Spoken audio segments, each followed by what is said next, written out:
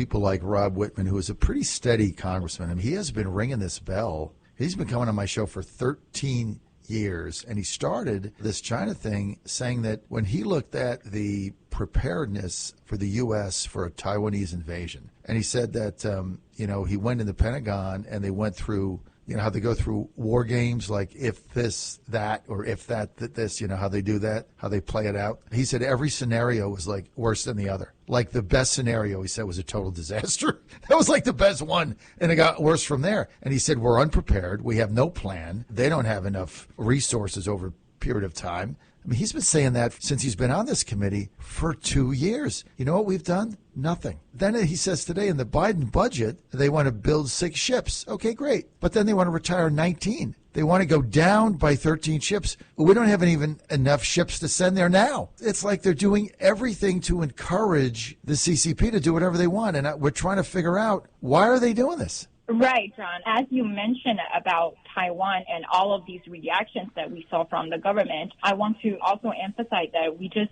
saw that Taiwan had one of the most severe earthquakes ever in the past 25 years in this week. And we want to point out, especially from the stand of the new federal state of China, that CCP military, the People's Liberation Army controlled by the Chinese Communist Party, had addressed multiple times internally that in order to launch attack on Taiwan from the Chinese Communist Party, they can simply have Taiwan experience a few earthquakes through submarines and from CCP's mainland military bases, so that they can harass Taiwan, intimidate Taiwan, and cause harms on Taiwanese people. And she made very clear instructions in the past to the PLA that it would be better for Taiwan to sink into the sea than to have Taiwan become an aircraft for the United States. Today, every minute and every second we waste in our country and our government are giving the chance to the Chinese Communist Party to initiate an earthquake in Taiwan, to use their remote traction technology to control any ships in the United States, or even to launch another cyber warfare attack